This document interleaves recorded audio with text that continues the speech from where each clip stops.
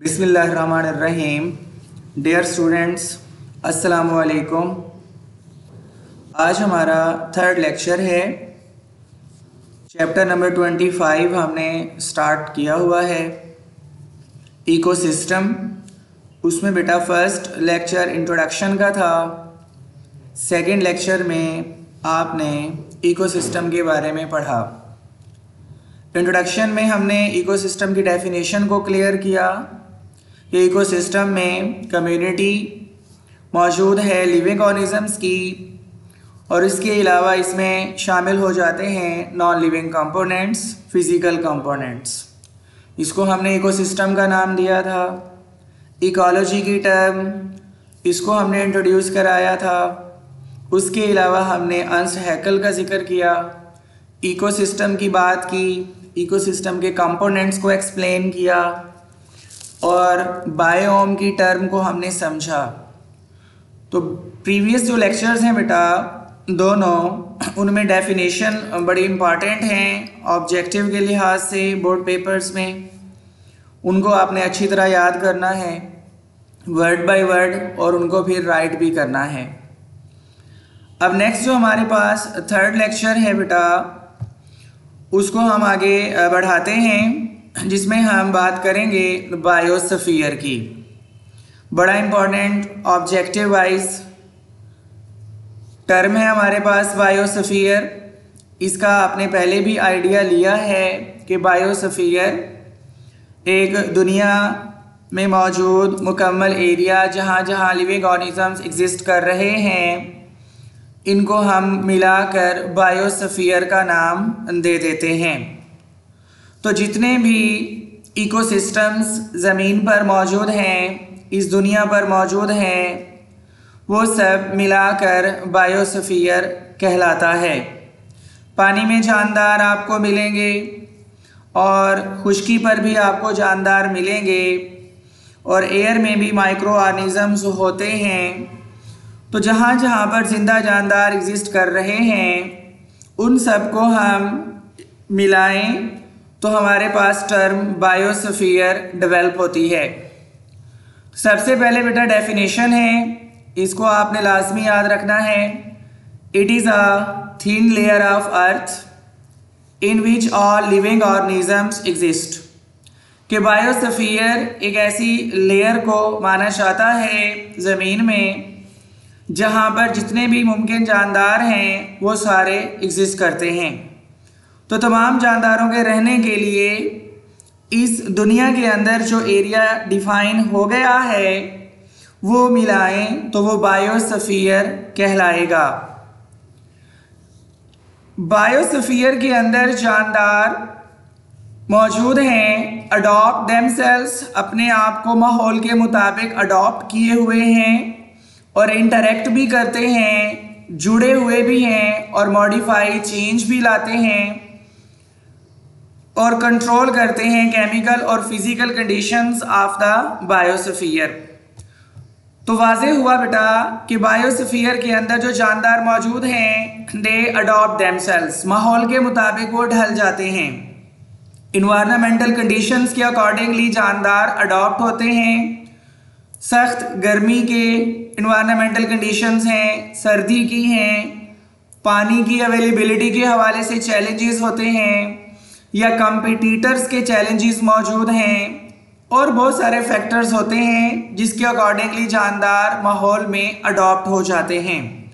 और उसके अलावा वो इंटरेक्ट होते हैं और चेंजेस भी अपने अंदर लाते हैं, और माहौल के अंदर या बायोस्फीयर के अंदर जो फिज़िकल और केमिकल कंडीशंस हैं उनको भी वो मॉडिफाई करते हैं। अब जानदार जिस माहौल में रह रहा होता है उसको बेटा बोला जाता है हैबिटाट। ये भी बहुत इम्पॉर्टेंट टर्म है। हैबिटाट वो जगह, मखसूस एरिया जहाँ पर कोई जानदार रहता है, उसे हैबिटाट बोला जाता है। थोड़ा सा सादा करें इस बात को तो हम कहेंगे a specific place, specific region in which an organism lives. कि ऐसी मखसूस जगह जहाँ पर कोई जानदार, कोई स्पीशीज या उसकी पॉपुलेशन लीव्स जिंदा रहती है, मौजूद होती है, उसे बेटा हैबिटाट बोला जाता है। इंसान है, एक सोशल एनिमल है, उसका एक हैबिटाट है कि वो दूसरे जानदारों के साथ ही मिलकर रहता है फ्रीली। इसी तरीके से कोई जानवर है, उसका अपना एक नेचुरल हैबिटाट होगा, या पौधा है, उसका एक अपना नेचुरल हैबिटाट होगा। जैसे एक टाइगर है, लायन है, उसका नेचुरल हैबिटाट ये नहीं है कि हम उसको जू के अंदर, चिड़ियाघर के अंदर बंद कर दें, ये उसका हैबिटाट नहीं है बेटा। या बिजनेस एस्पेक्ट से देखें कि हम उसको सर्कस में ले आएं, उसको रस्सियों से, जंजीरों से बांध कर ट्रेन करें और उसको अपने पास कैद रखें, ये उसका हैबिटाट नहीं होगा कि वो वहाँ पर रह रहा है, लेकिन ये उसका हैबिटाट नहीं है जेन्युइन या नेचुरल। या आपने कोई भी जानवर रखा हुआ है और उसको उसकी नेचुरल कंडीशंस प्रॉपर नहीं मिल रही और वो नॉर्मल रिप्रोड्यूस नहीं हो रहा, वो उसका हैबिटाट नहीं है। जंगल में अगर शेर रहता है और वहाँ नॉर्मल रिप्रोड्यूस करता है तो वही उसका हैबिटाट है। तो हैबिटाट बेटा नेचुरल इन्वायरमेंट होता है स्पेसिफिकली जिसमें एक जानदार रहता है, this is called as habitat. अब जैसे हम आइडिया ले रहे थे बायोस्फीयर का, जिसमें हम देखते हैं कि एक थिन लेयर है और उसमें जानदार रह रहे हैं मुख्तलिफ तरह के इन्वायरमेंट्स के अंदर। कुछ आप देखते हैं हाइड्रोस्फीयर के अंदर मौजूद हैं, और इसी तरह से ये अहम रीजन मौजूद हैं इकोस्फीयर, फिर एटमॉस्फेयर है और लिथोस्फीयर है। ये हमारे पास इन्वायरमेंट की डिफरेंट जो है पार्टीशंस हैं और इनके अंदर जानदार एग्जिस्ट कर रहे होते हैं। तो कलेक्टिवली बायोस्फीयर एक थिन लेयर बन जाती है जहाँ पर जानदार एग्जिस्ट कर रहे होते हैं, और इसमें तमाम इकोसिस्टम की टाइप्स इंक्लूड हो जाती हैं बायोस्फीयर में। तो तमाम इकोसिस्टम्स एग्जिस्ट कर रहे होते हैं बायोस्फीयर के अंदर। हैबिटाट की बात अभी हम कर रहे थे कि स्पेसिफिक प्लेस, रीजन, जहाँ पर एक जानदार स्पीशीज या उसकी पॉपुलेशन लीव रहती है, एग्जिस्ट करती है, इसको हम हैबिटाट का नाम दे देते हैं। तो actual location of place where an organism lives, this is called its habitat, कि वो सही जगह जहाँ पर एक जानदार रह रहा होता है। अब उसकी एक्चुअल प्लेस होनी चाहिए, नेचुरल कंडीशंस के अंदर जिनमें वो रह रहा है वही उसका हैबिटाट बनेगा। आर्टिफिशियली कोई कंडीशन डेवलप करके आप उसको हैबिटाट डिक्लेयर नहीं कर सकते उस जानदार का। जैसे बाज़ दफ़ा हम देखते हैं कि जी हमें पिजन है या कोई पैरट है जिसको हमने घर में रखा हुआ है, तोता हमने घर में रखा हुआ है लेकिन उसको पिंजरे में बंद रखा हुआ है बेटा, तो वो उसका हैबिटाट नहीं है। या हमने किसी भी जानवर को एक मखसूस बाउंड्री के अंदर रखा हुआ है और वो नेचुरली मूव नहीं कर रहा, तो वो उसका हैबिटाट नहीं होगा। हैबिटाट में नेचुरल कंडीशंस जो उसके नॉर्मल रहने के लिए ज़रूरी होती हैं वो होनी चाहिए, और वाइल्ड एरिया जैसे वाइल्ड एनिमल्स के लिए होता है तो वहाँ पर वो अपने हैबिटाट में रह रहे हैं। अगर हम वहाँ से उनको लेकर अपने पास रखते हैं तो वो हैबिटाट उनका नहीं कहलाएगा। ऑर्गेनिज्म रिस्पॉन्ड, एक जानदार जो है बेटा रिस्पॉन्स देता है मुख्तलिफ इन्वायरमेंटल फैक्टर्स को, और मखसूस टॉलरेंस रेंज में ही वो रिस्पॉन्स दे रहा होता है और वहाँ पर वो रह रहा होता है। तो एक जानदार है, उस पर टेम्परेचर का इन्फ्लुएंस है, ख़ास लिमिट्स में, ख़ास टॉलरेंस रेंज में वो उसको रिस्पॉन्स देगा। इसी तरीके से माहौल के अंदर पानी की अवेलेबिलिटी है और माहौल के अंदर खुराक की अवेलेबिलिटी है, माहौल के अंदर जो है दूसरी स्पीशीज़ हैं, दूसरी पॉपुलेशंस हैं, तो एक जानदार इन तमाम इन्वायरमेंटल कंडीशंस को रिस्पॉन्स दे रहा होता है और वो ख़ास एक रेंज के अंदर होती हैं हैबिटाट के अंदर। अब देखिए ये एक इन्वायरमेंट है, ऑब्वियसली हाइड्रोस्फीयर जिसमें जानदार मौजूद हैं और ये अपनी एक ख़ास लिमिट के अंदर मौजूद हैं और यहाँ पर पानी, टेम्परेचर और बहुत सारे इन्वायरमेंटल कंडीशंस हैं, ऑक्सीजन की सप्लाई है, फूड की अवेलेबिलिटी है या फिर दूसरी स्पीशीज़ की अवेलेबिलिटी है, कॉम्पिटिटर्स की प्रेजेंस है। तो ये तमाम चीज़ें जो है टॉलरेंस रेंज में मौजूद हैं और इसमें ये नॉर्मली अपने हैबिटाट में एग्जिस्ट करेंगे। नेक्स्ट हमारे पास बेटा बड़ी ही इंपॉर्टेंट टर्म है जिसको हम बोलते हैं निक। निक जो है किसी भी जानदार का रोल होता है अपने इन्वायरमेंट के अंदर जहां वो रह रहा होता है। तो एक जानदार अपने माहौल के अंदर जो रोल प्ले करता है, जो उसका बिहेवियर होता है, जो उसकी जॉब या एक्टिविटी होती है, या इसको हम थोड़ा सा आगे बढ़ाएं तो उसका जो प्रोफेशन होगा, उसकी जो एक्टिविटीज़ होंगी उस पॉपुलेशन के अंदर या उस इन्वायरमेंट या कम्युनिटी के अंदर अपने हैबिटाट में रहते हुए उसे हम निक का नाम देते हैं। तो एक जानदार कैसे रहता है अपने हैबिटाट में, वो खुराक कैसे लेता है, वो अपने दूसरे जो उसके मेंबर्स हैं एक ही स्पीशीज़ के, उनके साथ उसका बिहेवियर कैसा है रहने में, जो दूसरी स्पीशीज़ हैं डिफरेंट एनिमल या प्लांट्स की, उनमें वो रहता है, उनके साथ उसका क्या बिहेवियर है। कुछ के साथ वो फ्रेंडली रहेगा, कुछ को एज फूड यूज़ करेगा, कुछ के साथ कॉम्पिटिटर्स का रिलेशन डेवलप करेगा। फिर उस जानदार पर उसके इन्वायरमेंट क्या क्या इन्फ्लुएंस है, टेम्परेचर फ्लक्चुएशंस होती हैं, सम टाइम सर्दी आ जाती है, वो जानदार कैसे अडॉप्ट होगा, शदीद गर्मी आ जाती है, वो इस कंडीशन में कैसे अडॉप्ट होगा, या फिर पानी की अवेलेबिलिटी के ऊपर स्ट्रेस आता है, सम टाइम पानी बहुत ज़्यादा हो जाता है, सम टाइम कम हो जाता है।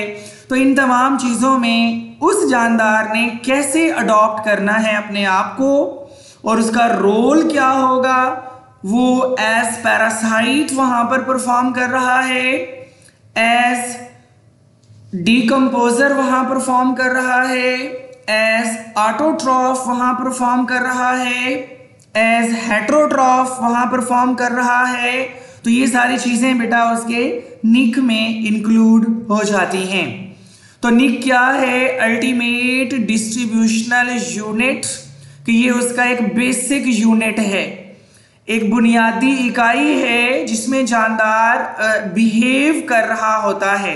सो स्पीशीज इज रिस्ट्रेन्ड, कि कोई भी स्पीशीज हैं या उसके मेंबर्स हैं वो वहाँ पर उस इन्वायरमेंट के अंदर अडॉप्ट हो जाते हैं by the limitations of the physical structure and the physiology, कि वो जो हैबिटाट का फिजिकल स्ट्रक्चर है उसके अकॉर्डिंगली और वहाँ की जो एक्टिविटीज़ हैं हैबिटाट के अंदर जिसको फिजियोलॉजी लिखा हुआ है उसके अकॉर्डिंगली वो जो अडॉप्टेशन लाएगा अपने आप को, वहाँ पर उसका जो रोल एक्सप्रेस होगा, उसका जो बिहेवियर एक्सप्रेस होगा, उसका जो लाइफस्टाइल एक्सप्रेस होगा, उसे हम निक का नाम दे देते हैं।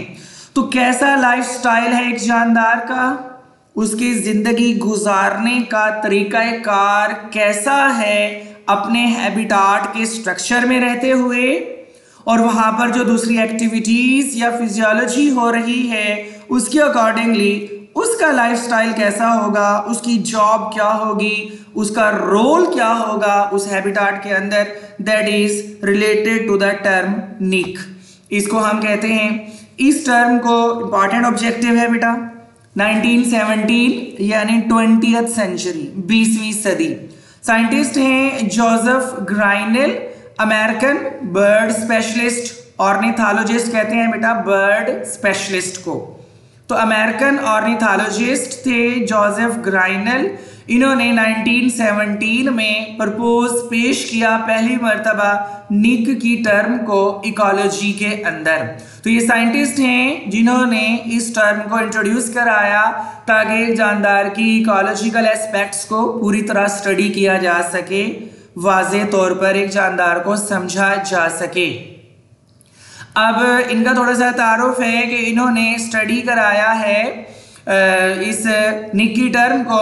तो ये जो हैं बर्ड स्पेशलिस्ट थे, बर्ड्स की स्टडीज़ करते थे, तो डेफिनेटली उनके जो नेचुरल बिहेवियर है, इन्वायरमेंटल रिलेशंस हैं, उनको ये स्टडी कर रहे थे। तो इन्होंने इस निक टर्म को इंट्रोड्यूस करवाया।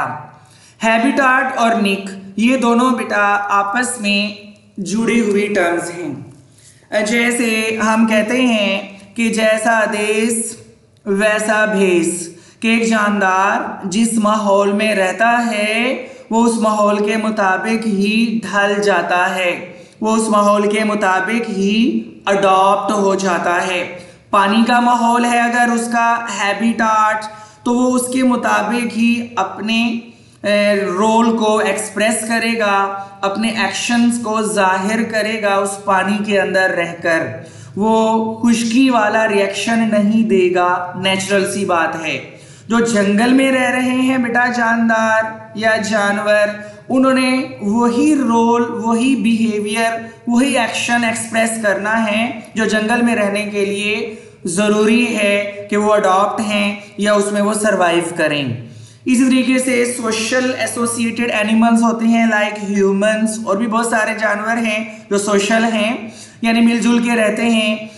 तो उसके मुताबिक उन्होंने अपना निक अडॉप्ट करना है। तो हैबिटाट और निक आपस में जुड़े हुए हैं कि जिस तरह का माहौल है, जानदार भी उसी माहौल के अंदर ढलकर अपने अपने एक्शंस को, अपने अपने लाइफस्टाइल को जाहिर कर रहे होते हैं। तो ये दोनों आपस में जुड़ी हुई टर्म्स हैं। नेक्स्ट एक और साइंटिस्ट हैं बेटा चार्ल्स एल्टन।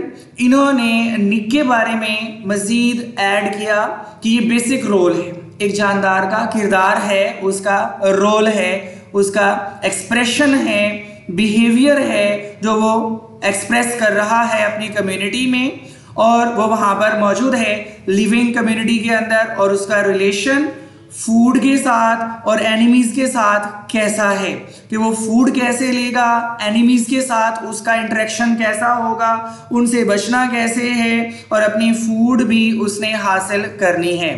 तो हम निक को अकॉर्डिंग टू चार्ल्स एल्टन कहते हैं स्पीशीज ऑक्यूपेशन।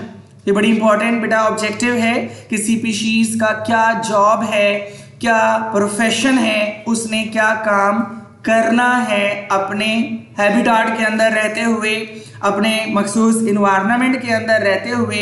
वो प्रीडेटर के तौर पर बिहेव करेगा, या वो म्यूचुअलिस्ट बन जाएगा, या वो कंपटीटर बन जाएगा, या वो पैरासाइट बन जाएगा। जैसे हम इंसान हैं, हम हेटेरोट्रॉफ भी हैं एज बाय निक बेटा, उसके अलावा हम कंपटीटर भी हैं कि हमारे जो बेसिक नीड्स हैं और हमारे साथ जो जानवर रहते हैं और हम जैसे दूसरे इंसान रहते हैं, इन सब की बेसिक नीड्स तकरीबन सेम है। सबको साफ पानी चाहिए पीने के लिए, सबको रहने के लिए महफूज जगह चाहिए, सबको खुराक चाहिए।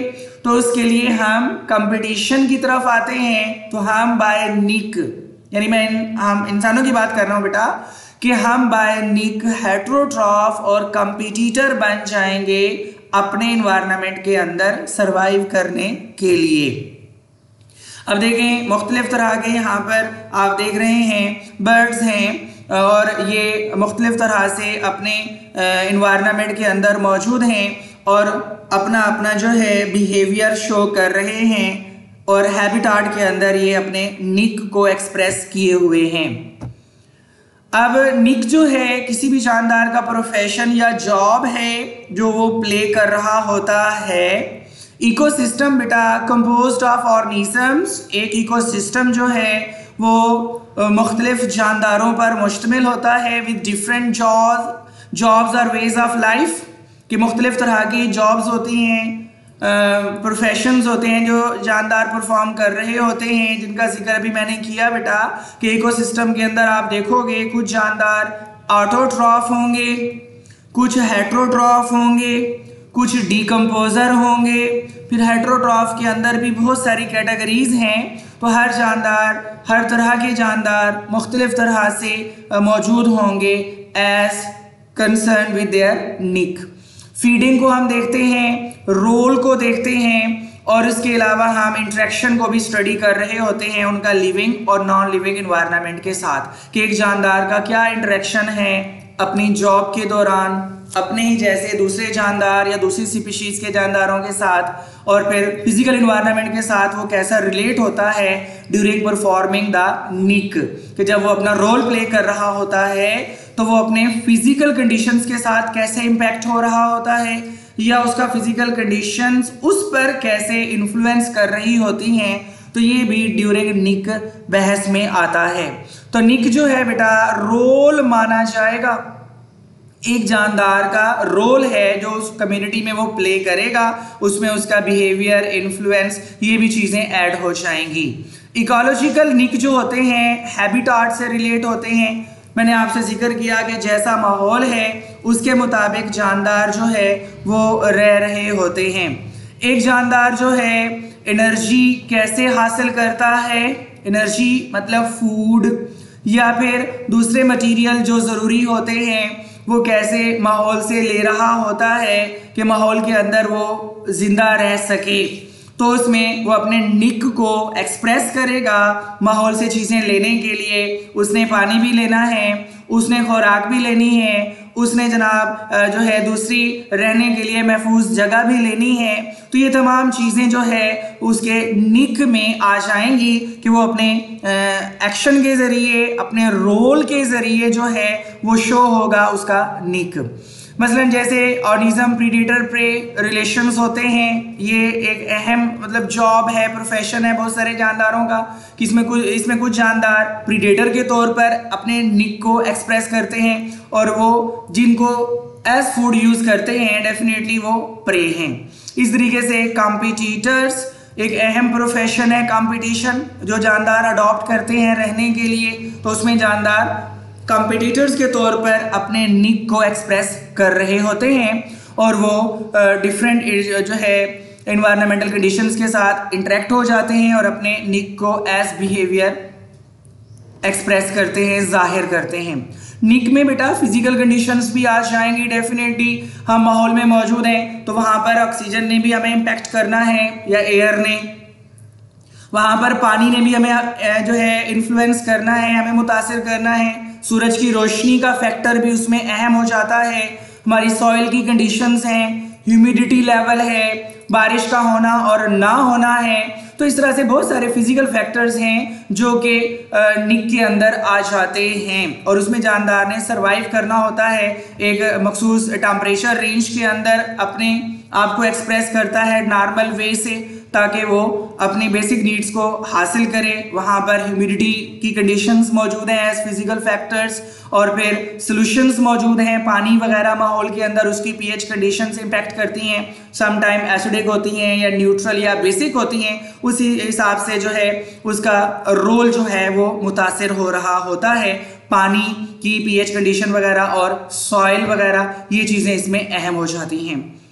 अब अगर हम कंक्लूड करते हैं थोड़ा सा व्यू एनवायरनमेंट के अंदर, बेटा इकोसिस्टम में बायोटिक फैक्टर्स मौजूद हैं in case of living things, living beings, और बेटा एनवायरनमेंट के अंदर non living things abiotic factor, physical conditions मौजूद हैं जिसमें रहते हुए एक जानदार सरवाइव कर रहा होता है। तो हम रह रहे हैं, यानी अगर हम अपनी बात करते हैं, आप स्टूडेंट्स या हम सब इंसान रह रहे हैं with the fungi, plants, protist, animals, Archie bacteria की प्रिमिटिव जो अर्ली फॉर्म्स थी, और बैक्टीरिया जो मॉडर्न या यू बैक्टीरिया हैं। इस तरीके से air, salinity, soil condition, salty conditions बेटा, soil temperature, light, water, minerals, pH, humidity, ये सारी जो है ब्रीफ लिस्ट है एबायोटिक कंडीशंस की जिसमें एक इंसान रह रहा होता है और इन सब को जो है वो रिस्पॉन्स देता है इनमें चेंजेस को। और ये डिफरेंट एनिमल्स और ऑर्गेनिजम्स की कैटेगरीज हैं जिसमें एक इंसान रह रहा होता है। तो एक इन्वायरमेंट के बेटा बायोटिक और एबायोटिक फैक्टर्स हैं। So we are also the part of biotic factors, कि हम इंसान भी बायोटिक फैक्टर में एज कंपोनेंट मौजूद हैं। नेक्स्ट हमारे पास बड़ी इंपॉर्टेंट टर्म है बेटा आर्टिकोलॉजी। काफ़ी दफ़ा ये रिपीट हुई है बोर्ड पेपर्स के अंदर। Very important. आर्टिकोलॉजी क्या है? आर्टो कहते हैं सिंगल को, सेल्फ, खुद, अकेला, एक, और इकोलॉजी इन्वायरमेंटल रिलेशंस होते हैं बेटा। तो एक स्पीशीज की जो इन्वायरमेंटल रिलेशंस हैं उनकी स्टडी को बेटा हम आर्टिकोलॉजी का नाम देते हैं। अब इंसान एक स्पीशीज माने जाएंगे और वो बहुत सारे हैं पूरी दुनिया में, लेकिन वो सिंगल स्पीशीज है। अब इस सिंगल स्पीशीज की जो इकोलॉजी होगी बेटा वो आर्टिकोलॉजी बन जाएगी। या कोई आप एक पौधा ले लें, उसके नंबर्स पूरी दुनिया में या किसी एक एरिया में आप ले लें और उनकी इकोलॉजी को स्टडी करें एक पौधे की बेटा, वो आर्टिकोलॉजी है। या कोई एक जानवर ले लो, आप उस जानवर की जो नंबर्स हैं एक एरिया में, वो एक पूरी पॉपुलेशन बन जाएगी और आप उनका इन्वायरमेंटल रिलेशन स्टडी करोगे तो वो आर्टिकोलॉजी है। तो आर्टिकोलॉजी बेटा सिंगल या एक पॉपुलेशन जो है, जो एक स्पीशीज से रिलेटेड है, उसकी स्टडी को बोला जाता है। तो when you are studying a single populations relationship to its environment, जब आप बेटा स्टडी कर रहे हो एक पॉपुलेशन के रिलेशनशिप को माहौल के साथ, तो इसे हम आर्टिकोलॉजी का नाम दे देते हैं। मिसाल के तौर पर अब हमारे पास एक ग्रुप है, एक ही स्पीशीज है, सोयाबीन प्लांट्स। इसके पॉपुलेशन या इसके नंबर्स हैं 50 से 100। ये हमने एक एग्जांपल कोड की है बेटा। 50 to 100 पॉपुलेशन है और स्पीशीज है सोयाबीन प्लांट्स की। तो ये सिंगल स्पीशीज है, इसमें दूसरे पौधे इंक्लूड नहीं है या इसमें जानवर इंक्लूड नहीं है, ये एक ही ग्रुप होगा बस सोयाबीन का ओनली। अब इसकी जो पॉपुलेशन है, इसके जो इन्वायरमेंटल रिलेशंस होंगे बेटा, उसको स्टडी करेंगे। मसलन पानी का या पानी की जो पोल्यूशन है, इसका क्या इम्पैक्ट है इस पर और इसकी ग्रोथ रेट पर, इसकी प्रोडक्शन या यील्ड पर। तो इस तरह के इन्वायरमेंटल रिलेशंस हम अगर स्टडी कर रहे हैं इस सिंगल प्लांट की स्पीशीज की पॉपुलेशंस के, तो ये बेटा आर्टिकोलॉजी बन जाता है। तो आर्टिकोलॉजी में हम एक स्पीशीज की पॉपुलेशन स्टडी करते हैं और उसकी इकोलॉजी को देखते हैं, जिसमें हम उसका रिलेशनशिप स्टडी कर रहे होते हैं नॉन लिविंग कंडीशंस के अलावा लिविंग ऑर्गेनिजम्स के साथ भी।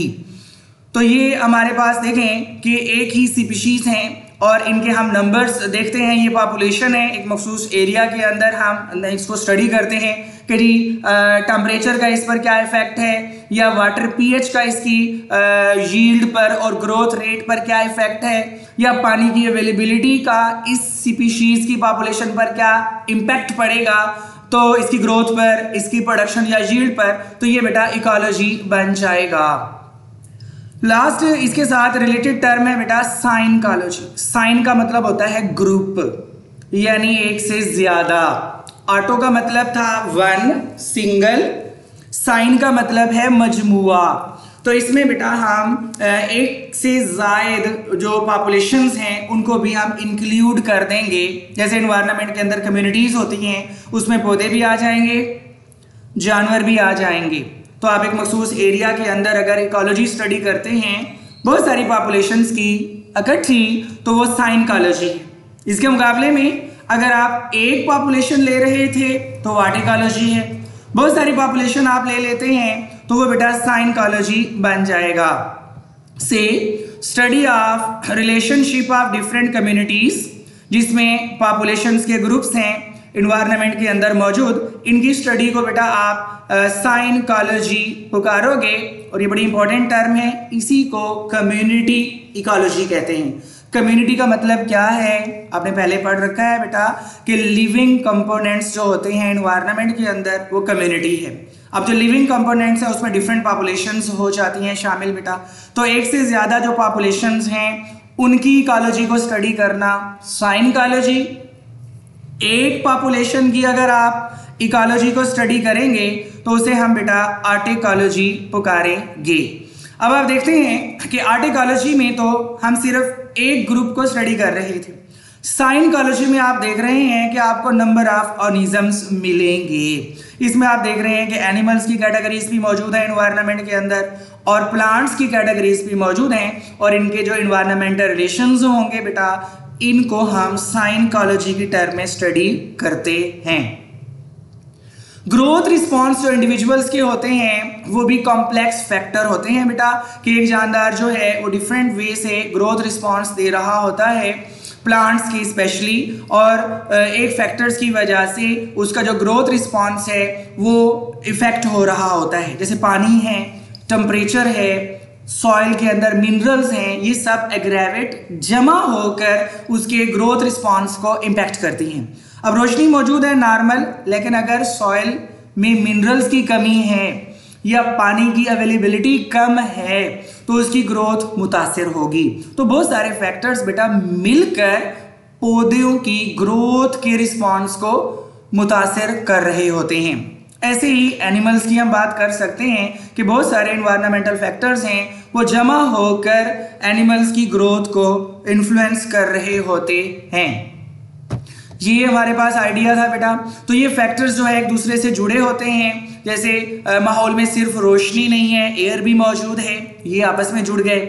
माहौल में रोशनी और एयर के अलावा पानी भी मौजूद है, फूड की अवेलेबिलिटी भी है, कॉम्पिटिटर्स भी हैं, वटएवर बहुत सारी कंडीशंस मौजूद है माहौल के अंदर, ये सारे आपस में जुड़े होते हैं और फिर ये ऑर्गेनिजम्स को इन्फ्लुएंस कर रहे होते हैं और उसके अकॉर्डिंगली जानदार ग्रोथ करते हैं, जानदार रिस्पॉन्स देते हैं, अपने नीड को एक्सप्रेस करते हैं उस हैबिटाट के अंदर, उस एरिया के अंदर रहते हुए।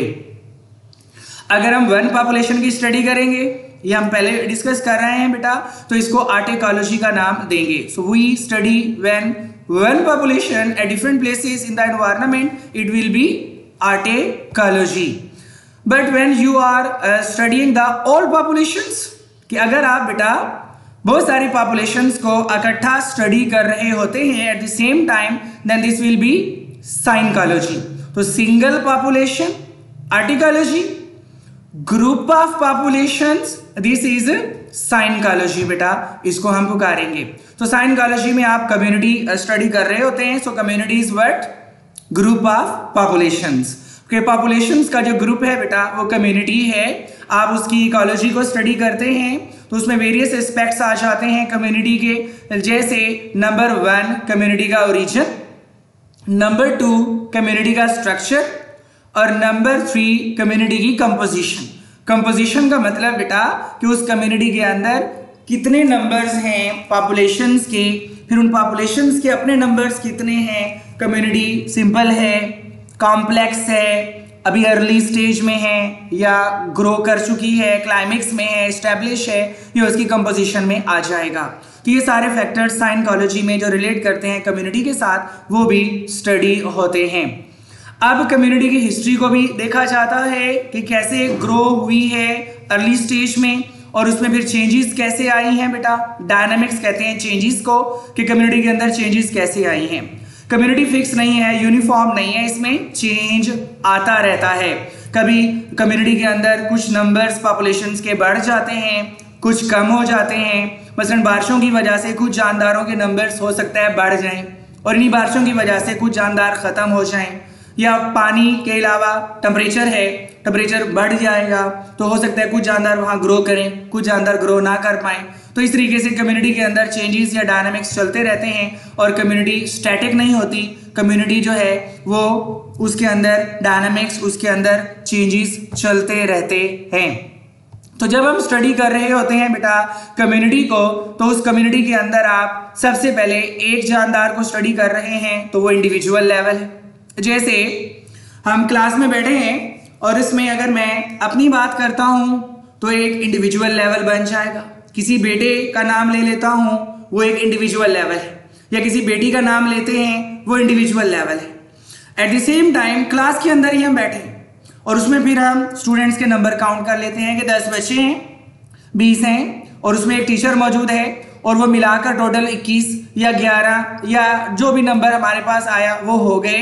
वो पॉपुलेशन बन गई बेटा, कि एक इन्वायरमेंट के अंदर स्पेसिफिक टाइम या एक ही टाइम के अंदर और एक ही जगह के अंदर ये सारे मौजूद हैं तो ये पॉपुलेशन है। तो सिर्फ एक इंडिविजुअल उस जैसे मिलाएं, एक ही स्पीशीज हो बेटा, ये याद रहे, पॉपुलेशन में एक स्पीशीज होगी वो पॉपुलेशन।